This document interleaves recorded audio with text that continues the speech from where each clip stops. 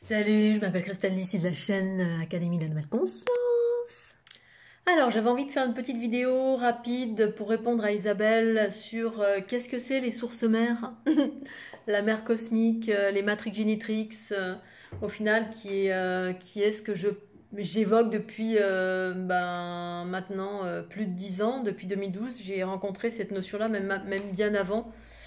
Mais effectivement, entre ma conscience il y a 10 ou 15 ans auparavant et maintenant, les choses ont bien évolué. Donc les sources mères, matrix génitrix. Donc aujourd'hui, alors tout ça c'est la même chose, hein, mère cosmique, source mère, matrix génitrix, en lien avec une fréquence, en lien avec l'androgyna ou l'androgynie primordiale, en lien avec l'équilibre des polarités, en lien avec ce qui crée la vie harmonieuse, en lien avec la géométrie de la fleur de l'unité. Pour les versions la version la plus élevée que j'ai recouvrée depuis ma naissance, on va dire, jusqu'à maintenant, en termes de mes origines, sources. Les matrices génétriques, en fait, c'est dans la version la plus élevée, c'est cette géométrie qui crée la vie. En fait, c'est des sources mères. C'est une conscience une et multiple, donc on pourrait appeler ça la source. Alors ça fâche bien évidemment, hein, parce que dès lors on met la source et en face on met féminin. Ici-bas ça fâche sur la planète Terre parce qu'on est dans un monde patriarcal profondément, où la divinité a été masculinisée, et en plus à l'extérieur de soi. Là c'est pas à l'extérieur de soi, et en plus c'est féminin et c'est à l'intérieur. Et en étant à l'intérieur, c'est-à-dire comme on se reconnaît soi-même comme étant cette source harmonieuse, et ensuite cette source harmonieuse qu'on a recouvrée en soi se déploie à l'extérieur de soi, c'est-à-dire à travers cette géométrie. Alors j'ai fait une petite pause parce qu'à l'instant où je parle de ça, il y a un poltergeist, un bruit d'un coup d'un seul. Non, en fait, il y avait un petit peu de vent, le carton s'est mis sur le balcon, s'est mis à sur la terrasse, s'est mis à bouger. Mais malgré tout, ça fâche encore, voilà. Donc même quand je l'évoque là chez moi, apparemment il y a des choses qui sont pas contentes avec ce que j'évoque. Pour autant, c'est une conscience, une expérience, c'est une nature, la mienne, et que je partage à l'ensemble. Donc c'est cette géométrie créatrice de la vie qui revient, qui reprend sa juste place lors des fins de cycle évolutif. En fin de cycle évolutif, il y a un basculement des polarités pour retrouver sa nature source originelle qui crée la vie harmonieuse. On est tous ici-bas, enfin je sais pas si un tant soit peu vous observez à l'extérieur de vous comment ça se passe ici-bas dans notre monde, dans un monde où force est de constater que la majorité des cultures sont patriarcales, et force est de constater que la conclusion dans la manifestation, c'est qu'ici-bas on est dans un monde chaotique. Et pour autant, voilà, les cultures majoritaires, les cultures, les religions d'une façon générale sont patriarcales. C'est-à-dire patriarcales dans le sens où on croit en un dieu extérieur ou des dieux extérieurs d'une façon générale. Et donc ce genre de croyance, alors non pas que je remette en question, que je juge quoi que ce soit, parce que moi j'ai été dans ça. Pour moi, c'est l'observation et la réalité relative à des mondes jeunes où le monde est patriarcal. Quand on commence à aller vers l'harmonie, pour ma part en tout cas, donc en rentrant à l'intérieur de soi, puisque voilà, il y a l'extérieur et l'intérieur, et ici-bas sur la planète Terre, force est de constater que l'intérieur et l'extérieur n'est pas tout à fait pareil.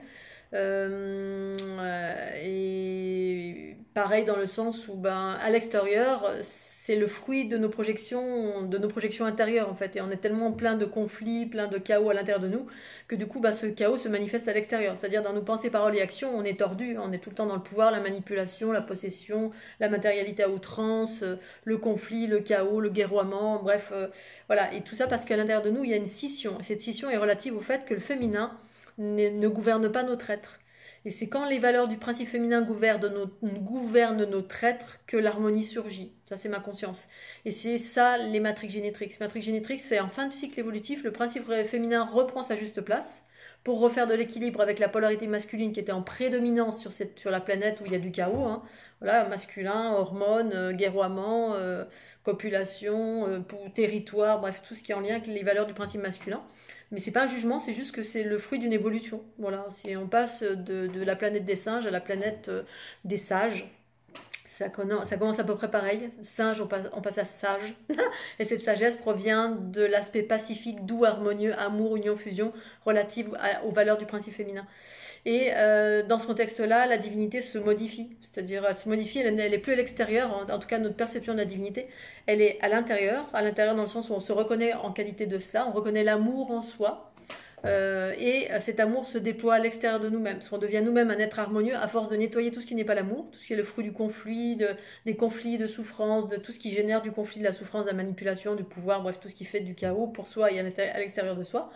Et donc ça passe par le principe de la mère cosmique, qui est une énergie cosmique en lien avec une lignée voilà, qui part de la plus dense à la plus haute en fréquence. La plus haute en fréquence, c'est cette géométrie qui crée la vie harmonieuse, littéralement, à travers cette structure, la fleur de l'unité, hein, que j'évoque ici, à travers ce que j'ai recouvré là en 2012, toute cette géométrie unifiée qui implique l'unité des polarités, mais avec une union-fusion.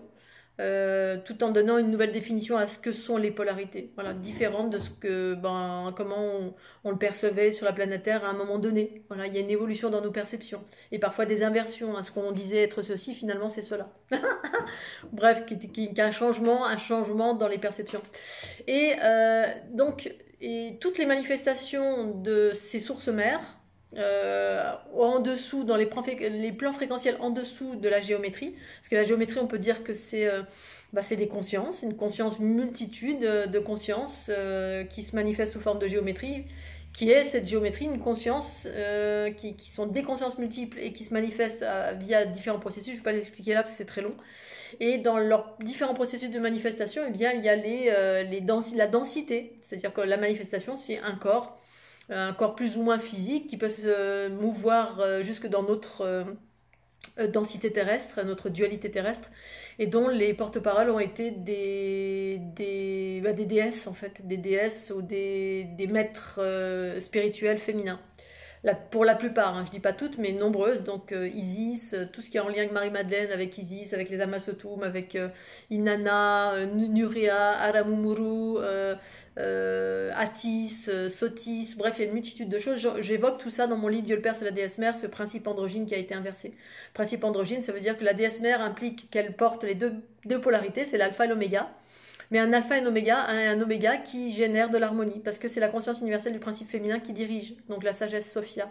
Hein, quand on a dit que Sophia c'était ceci et cela, on a beaucoup inversé aussi à travers la gnose ou plein d'autres choses, on a exprimé des choses, parce qu'ici-bas, tout ce qui a été exprimé, et ce qui s'est cristallisé en forme de philosophie ou de religion, parce que c'est le fruit de la pensée du masculin. Voilà. Et puis le masculin, ici-bas, on a plein de formes pensées qui représentent l'énergie masculine, mais qui a été détournée de la source.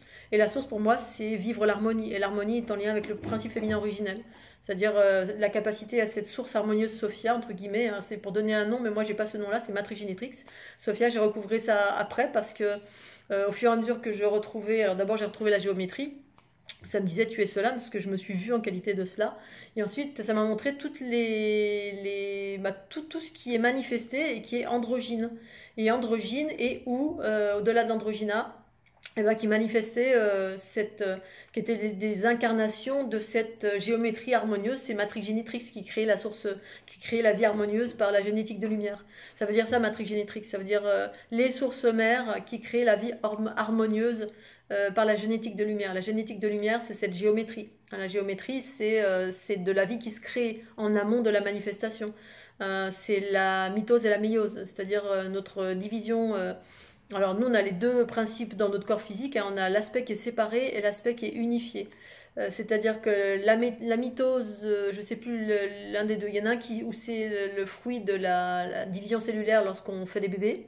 Donc quand on fait des bébés, c'est un mélange avec un gène qui est extérieur, qui est étranger, et puis qui se mélange avec le gène de la déesse, le X, donc le Y et le X. Et de là, ça fait un mélange des genres. Voilà, il y a un mélange des genres pour permettre de faire évoluer faire évoluer plus ou moins harmonieusement des corps, on va dire. Et ensuite, il y a un processus qui se passe à l'intérieur de nous, je crois que c'est la mitose, qui est en lien avec la régénération cellulaire. C'est-à-dire le principe de la cellule qui se régénère elle-même, du 1 et le 2, la cellule souche mère, qui est une cellule qui est appelée cellule souche mère par les scientifiques ici-bas, qui se divise en deux et donnant deux cellules souches filles à l'exact identique de la mère. Ça, c'est le processus de la trinité qui est un processus de régénérescence, voilà, qui part du 1 et le 2 formant 3, du 1 et le 2 formant 3, du 1, donc la source, c'est-à-dire quand cette énergie originelle, elle est pas divisée, voilà, qui est androgyne, on pourrait dire ça, et elle s'appelle mère, c'est une source mère, voilà. Mais dans cette source mère, il y a 4 milliards d'autres sources mères, en fait c'est une et une multitude. Bref, et donc elle se scinde en deux, et ensuite en se scindant en deux, elle crée deux autres cellules souches. Voilà, parce que dans les seules sources mères, il y a une possibilité d'utiliser les polarités masculines et féminines, mais pas comme on l'explique ici-bas, enfin en même temps si. C'est-à-dire que c'est la capacité de pouvoir se densifier et de se réunifier, de remonter en fréquence, de baisser, remonter en fréquence, et de baisser et de remonter en fréquence. C'est-à-dire faire cet aller-retour en permanence, du bas vers le haut, du bas vers le haut, du bas vers le bas, et du haut vers le bas, du bas vers le bas, et du haut vers... Bref, il y a ce processus où ça peut être en périphérie, c'est-à-dire droite, gauche, gauche, droite, ou devant, derrière. Bref, elle a cette capacité à toujours... On peut revenir, en revanche, dans la génétique de lumière, on peut revenir au centre. Alors que alors peut-être dans notre principe de multiplication cellulaire, non pas division, peut-être qu'on peut revenir au centre, mais ça n'a pas été encore identifié par les scientifiques. C'est-à-dire que l'idée, c'est de revenir au centre quand la cellule c'est altéré. Mais normalement, lorsque on est dans la génétique de lumière, elle ne s'altère pas. C'est-à-dire elle est pure, originelle et incorruptible. C'est-à-dire elle ne peut pas être altérée. Et de ce fait, elle se régénère en permanence. Et elle vit des expériences quand elle se divise. Elle vit plein d'expériences pour s'expérimenter elle-même. Et ensuite, ça revient au centre pour redonner l'information positive et dissoudre et transformer les informations négatives, hein, des sphères féminin-masculin. C'est ce ça s'est évoqué comme ça ici-bas sur la planète Terre, mais dans le futur, ce sera plus comme ça en fait. Il n'y aura plus de féminin-masculin, ce sera juste du féminin source au centre et féminin-féminin. Mais après, féminin-masculin quand même, parce qu'en fait, l'aspect masculin, c'est l'aspect de se densifier, de se ralentir. Mais ici-bas, le ralentissement, il est différent dans d'autres planètes, d'autres mondes, en fait. Voilà, le ralentissement fait qu'il y a quelque chose, il y a une scission qui s'est produite, je ne vais pas expliquer tout, le pourquoi du comment, et qui a fait le mélange des genres avec des basses fréquences. Et c'est pour ça que l'énergie vitale est agglomérée avec des basses fréquences ici-bas sur la planète Terre. Et donc l'idée de la source mère, c'est qu'elle peut transformer les basses fréquences. Et ce que d'autres ne peuvent pas faire, voilà, et se régénérer malgré tout, malgré le fait de récupérer les poubelles de Pierre, Paul, Jacques, de tout ce qui est des basses fréquences sur la planète Terre. Bref, et donc du coup, toutes les personnes qui étaient porteuses de cette fréquence-là, c'est toute cette lignée de femmes qui ont foulé la planète Terre et qui utilisaient leur polarité juste dans l'équilibre. Voilà, l'unité c'est ça, c'est utiliser ces polarités dans l'équilibre, mais avec le principe féminin originel qui est la source, voilà, qui dirige, qui est la sagesse. Alors que dans d'autres unités, de mondes de personnes qui vivent l'unité mais qui proviennent de mondes patriarcaux, souvent les reptiliens patriarcaux ou autres, autres races extraterrestres, eh bien eux, voilà, ils restent, ils vivent leur unité, mais leur singularité c'est la puissance et le pouvoir, voilà, il y a encore des notions de puissance, de pouvoir, de guerroiement, de séparation, parce que ici-bas, c'est ça, en fait, on vit encore dans un corps humain, et dans ce corps humain, il y a besoin encore de guerriers, de gens qui sont dans le pouvoir et dans la manifestation de certaines choses, mais c'est pas la source mère en soi qui dirige en fait. C'est comme si c'était un plus masculin qui reste avec son masculin à tous les niveaux dans la conscience. Souvent, c'est des êtres qui croient en Dieu et en lien avec cette culture et cette source patriarcale qui est différente et qui est en lien aussi avec des races exogènes, parce qu'au-delà pour revenir aux sources mères, les matrix génétrix, au-delà de sources mères et de tout ce qui s'est manifesté ici-bas portant cette fréquence, étant des manifestations de cette fréquence, pas séparées, hein, juste des manifestations, donc des incarnations, donc des avatars, en quelque sorte, c'est peut-être le mot qui est utilisé ici-bas, je ne sais pas, elles ont manifesté cette sagesse amour, hein, c'est l'amour qui transmute, qui transforme, mais en même temps qu'il y avait aussi un principe masculin qui était existant, c'est-à-dire existant dans le sens amour oui, mais si on vient me taper sur la tête, je ne me laisse pas faire, voilà. C'est-à-dire qu'il y a une affirmation de soi, il y a ces deux polarités qui existent de façon plus ou moins, on va dire, exprimée en fonction des époques, des périodes, des besoins, voilà, comme Jeanne d'Arc. Certainement qu'il y avait, on s'incarne dans une période où il y a beaucoup de guerroiement, donc il fallait passer par le guerroiement, mais c'est passé par une femme qui a dû se grimer en masculin pour pouvoir réaliser ce qu'elle avait à réaliser. Mais voilà, il y a aussi avec à l'époque, alors je pense que l'histoire a été détournée, hein, je pense qu'elle entendait sa conscience universelle, sauf qu'on a dit, voilà, elle écoutait Dieu, etc., au service de Dieu, parce qu'à l'époque, c'était les instances religieuses qui étaient prioritaires et prédominantes et euh, qui ont créé l'histoire en quelque sorte, hein, le soi supérieur et incarner la conscience universelle amour, donc la source en soi, c'est quelque chose qui n'existe pas, même encore maintenant, on pourrait c'est encore classé d'hérésie, hein. Quoi, toi, tu es Dieu ou déesse? Ben oui, en fait, ça implique juste que de se reconnaître comme étant faisant partie de ce tout. Voilà, il n'y a pas une grande conscience à l'extérieur qui gouverne tout. Il y a cette conscience, c'est à l'intérieur de nous, en fait.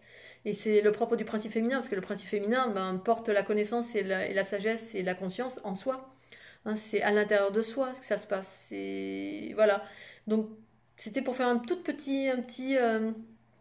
petite vidéo là pour Isabelle, et c'est en lien aussi avec les êtres bleus, hein. J'ai évoqué à un moment donné la culture des êtres bleus, c'est en lien aussi avec Andromède, c'est en lien avec voilà, il n'y a pas que c'est pas essentiellement des choses terrestres ou connues ici-bas sur la planète Terre, c'est aussi en lien avec des consciences extraterrestres qui sont au service de cette lignée ou qui font partie de cette lignée, mais manifestées différemment d'êtres humains, hein. Les êtres bleus que j'ai rencontrés, eh bien, c'était des spécialistes de la géométrie qui surgissent lors des fins de cycle évolutif pour justement ouvrir les générateurs féminins, donc les sphères sur la grille planétaire géométrique qui étaient jusqu'alors endormies, voire occultées, enfermées par toutes celles et ceux qui sont au-dessus, qui nous chapeautent, qui sont ici les races exogènes patriarcales.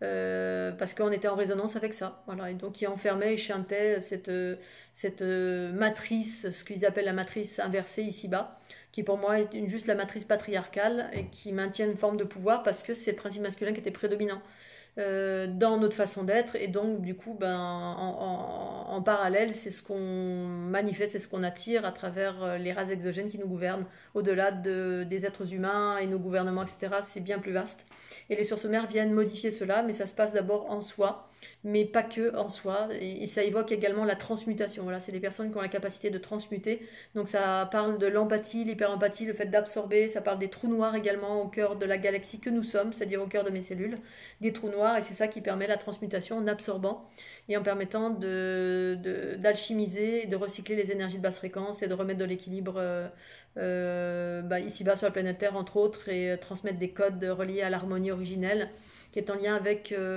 cette façon de créer la vie harmonieuse via cette géométrie qui constitue la totalité de tout ce qui est. Voilà. Voilou, c'est pour faire quelque chose de très très bref à partir d'aujourd'hui, c'est-à-dire à partir du 29 août 2025. Voilà, je vous embrasse et je vous dis à tout bientôt. Et pensez au petit pouce bleu. Tchuss.